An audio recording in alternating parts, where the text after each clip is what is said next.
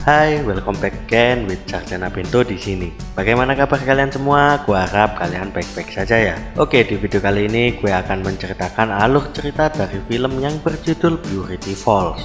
Film ini dirilis pada tahun 2019 cuy. Film ini menceritakan kehidupan keluarga yang sudah ditinggal oleh ayahnya. Karena ditinggal oleh sang kepala keluarga, keuangan mereka pun jadi menurun drastis. Sehingga mereka harus berpindah rumah untuk pekerjaan barunya, dan siapa sangka mereka memiliki tetangga tante-tante bahenol. Jadi apa yang akan dilakukan oleh tante tersebut kepada tetangga barunya ini? Pantengin terus filmnya cuy. Jangan lupa subscribe channel Sarjana Bento serta aktifkan lonceng notifikasinya agar kalian tidak tertinggal di video terbaru channel Sarjana Bento. Oke, nggak usah tunggu lama-lama karena gue tahu kalian semua butuh asupan perkintilan. Jadi simetriskan celana dalam, atur posisi resleting, ambil potong tetangga, dan cekicot.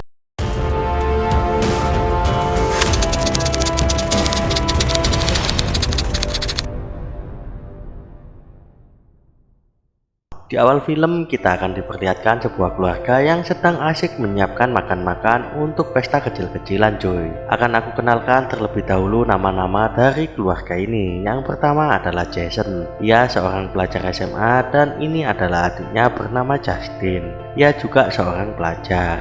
Dan ini ayahnya bernama Johnson.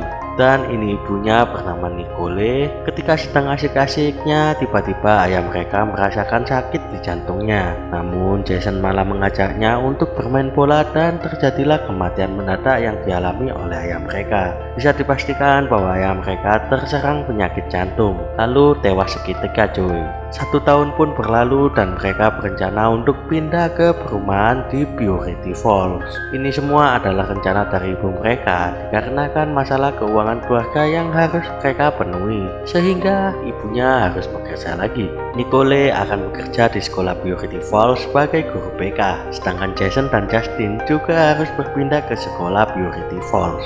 Sebenarnya Jason tidak menyukai dengan kepindahan ini karena Jason masih belum bisa melupakan kehidupan lamanya cuy.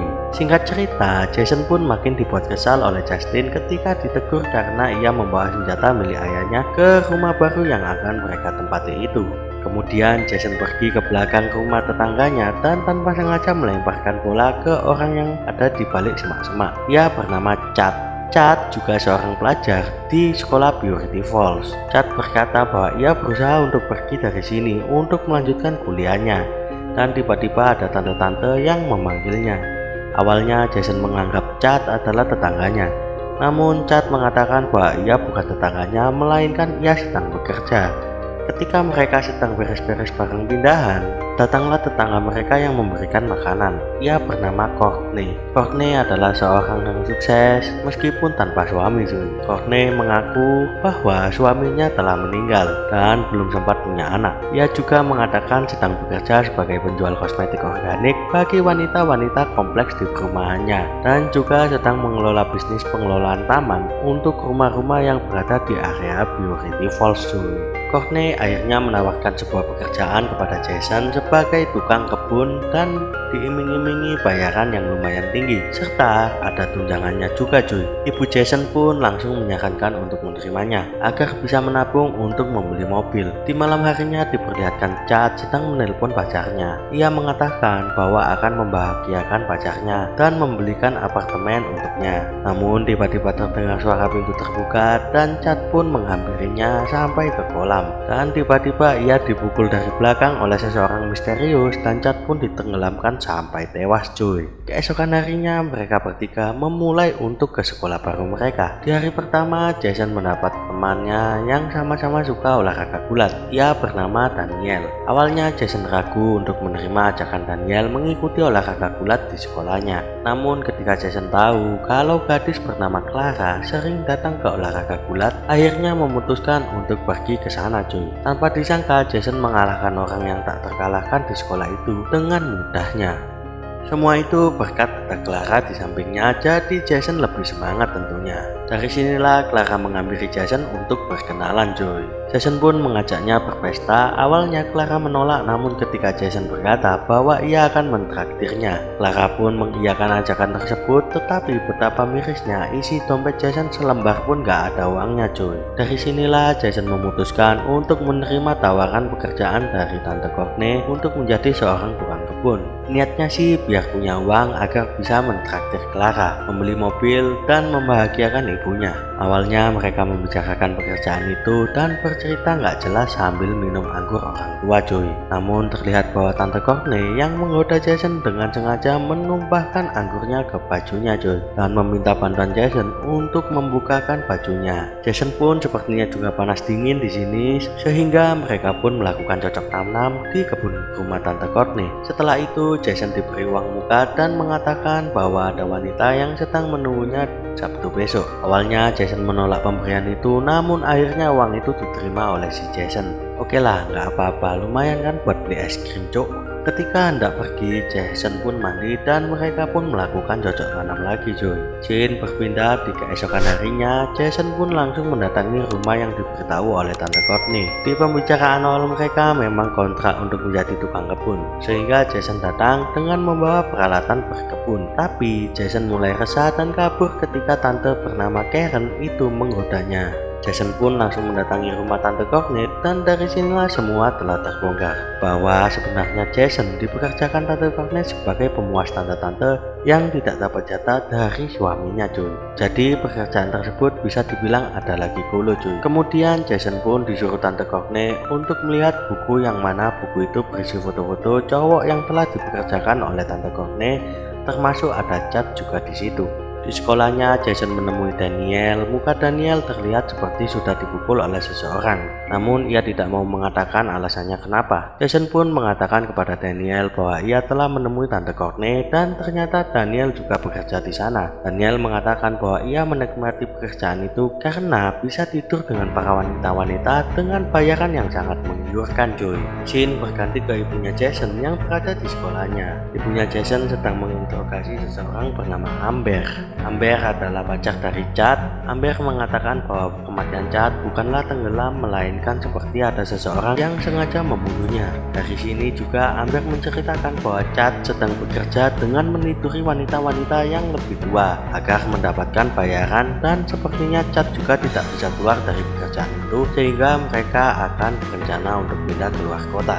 Namun ternyata Chad telah mati terlebih dahulu cuy. Di sisi lain, Jason diberi mobil oleh Tante Courtney, yakni bekas mobil suaminya, dikarenakan sudah lama tidak dipakai cuy. Dari sinilah Jason memutuskan untuk menjadi pekerja Tante Courtney dengan alasan masalah keuangan yang sedang mereka hadapi semenjak ayahnya meninggal cuy.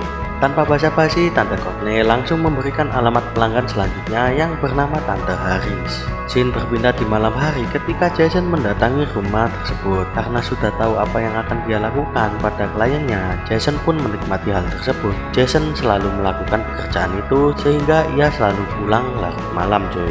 Jason sekarang selalu mempunyai uang, mulai dari bisa membelikan kalung ibunya sampai sudah bisa mentraktir Clara. Namun sayangnya Clara sudah tidak lagi mau dekat dengan Jason, dikarenakan Clara sudah mengetahui bahwa Jason bekerja seperti Daniel. Dan rupanya Jason pun nggak terlalu memikirkan hal itu cuy. Malamnya Jason pun beraksi pergi ke rumah pelanggannya, yaitu Tante Karen, dimana tante ini adalah orang yang Jason tinggal kabur di awal film tadi. Sayangnya ketika sedang melakukan cocok tanam, suami dari Tante Karen datang tiba-tiba cuy. Tapi untungnya Jason segera bergegas dan bersembunyi di dalam lemari.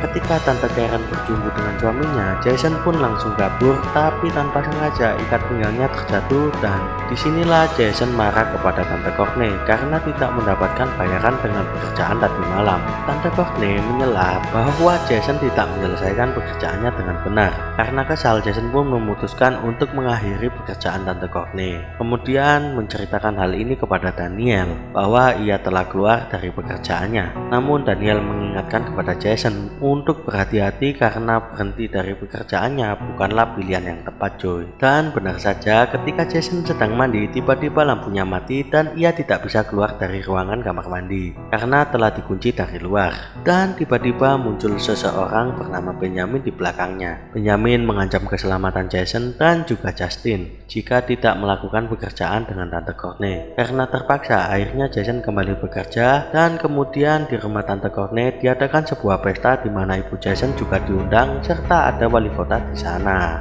Bisa kita ketahui bahwa dari sini ternyata semua orang yang mengikuti ajang tersebut adalah pelanggan-pelanggan dari Tante Courtney, cuy. Kemudian tanpa sengaja ibu Jason melihat perdebatan antara Tante Courtney dengan Tante Karen. Tante Karen menuntut Tante Courtney untuk mengembalikan uang 100 juta dikarenakan suaminya telah menemukan ikat pinggang Jason yang ketinggalan, sehingga suaminya menggugat cerai Tante Karen sehingga tidak akan punya apa-apa lagi ketika sudah digugat cerai. Dan juga ibu Jason tanpa sengaja masuk ke kamar yang salah. Ketika ingin pergi ke kamar mandi, ia melihat Daniel sedang berduaan dengan tante-tante di kamar. Malamnya Benjamin mendatangi rumah Tante Karen dan memberikan uang sesuai yang dia minta. Namun Benjamin merayu untuk melakukan cocok tanam, tapi ternyata itu adalah modus untuk membunuh Tante Karen. Sedangkan amplop itu hanyalah berisi sobekan kertas saja, cuy.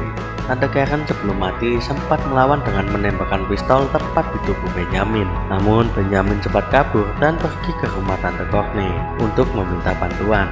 Tapi sayangnya Tante Courtney tidak memberikan bantuan, melainkan membiarkan Benjamin mati dengan sendirinya karena kehabisan darah. Alasan Tante Courtney tidak mau membantu dikarenakan Benjamin sudah keterlaluan sampai melukai dan membunuh pekerja-pekerjanya, cuy.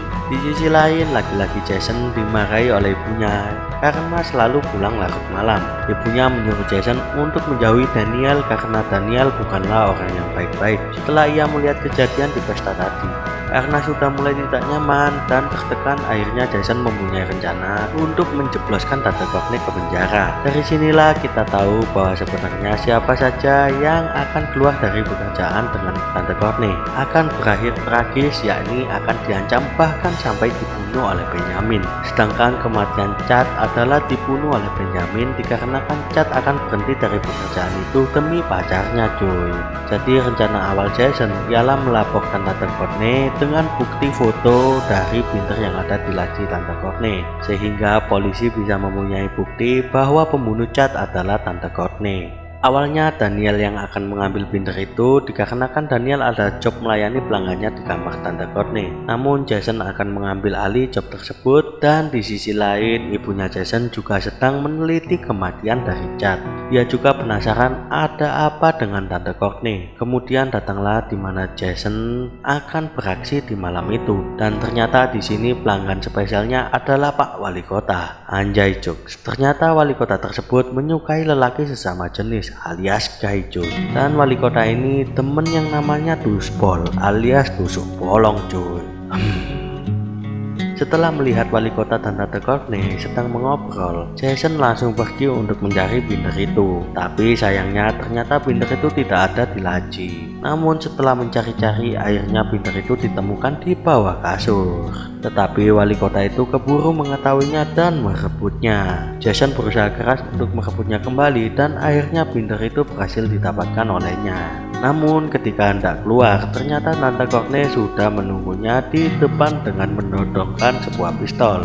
Karena kesal, akhirnya wali kota itu pun langsung pergi, cuy. Di sisi lain ternyata Justin dan ibunya sedang mengamati pergerakan rumah si Tante Courtney. Mereka menganggap bahwa ada sesuatu yang aneh di sana dan berpikir ada Jason di sana. Setelah itu Jason diborgol di garasi, sedangkan ibu Jason pergi ke rumah Tante Courtney dengan mengendap-endap, dan akhirnya Jason ditemukan dengan keadaan sudah diborgol dan ingin membawa Jason pergi, tetapi karena kecerobohan ibu Jason, akhirnya ia ketahuan dan terjadilah perkelahian antara tante-tante, yang mana kemudian Tante Courtney ditusuk openg oleh ibunya Jason, cuy. Jason dan ibunya pun lolos, tapi bodohnya mereka ngapain bangke di depan garasi sedih-sedihan. Jadi Tante Courtney yang masih hidup akan menembak mereka, tapi untungnya si Justin datang dan menembak Tante Courtney terlebih dahulu sampai tewas, cuy. Jason pun kembali ke rumah lamanya dan mereka mengadakan pesta bersama, dan film pun tamat, cuy.